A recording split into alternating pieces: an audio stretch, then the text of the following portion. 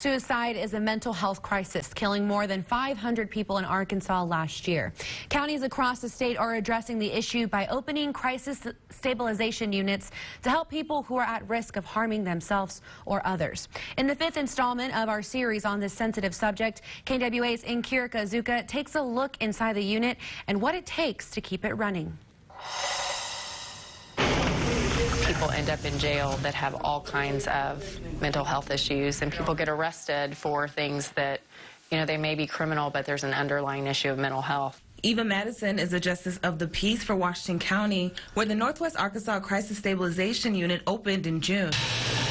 167 people in distress have checked in as of October instead of being booked into jail. Essentially, we help them stabilize that crisis and get them reconnected to their community. Washington County partnered with local mental health center Ozark Guidance to operate the 16-bed facility in Fayetteville. It offers help to people who are experiencing a behavioral health crisis. We've seen a lot of individuals come to us because they might be experiencing suicidal ideation, or they might be having a substance use crisis. Director of Crisis Stabilization Services, Kristen McAllister, says people are referred to the unit by law enforcement or community health centers. For up to 72 hours, people get the help they need, depending on their situation. They're also able to meet with mental health professionals to receive therapeutic interventions. The Washington County location is the 4th crisis stabilization unit in the state, with others in Sebastian, Pulaski, and Craighead counties. Cell 23.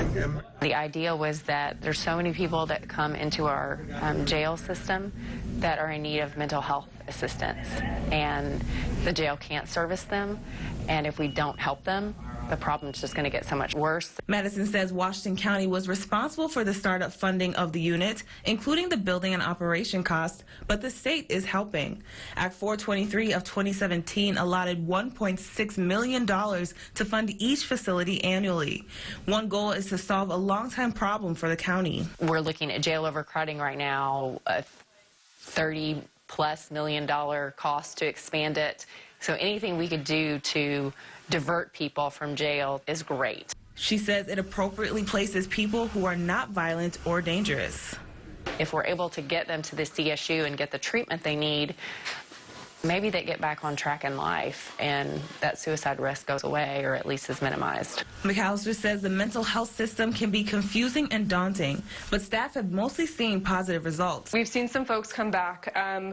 We count that as a good thing, right? Because they know that the CSU is a safe place for them to receive some care. Now, McAllister tells me when clients return to the CSU, professionals discuss what happened during their timeout, the barriers they face, and how to reduce stressors. If you or someone you know is struggling with mental health issues, we have resources on our site right now. That's nwahomepage.com. In studio, Nkirika Zuka, KNWA, Northwest Arkansas News.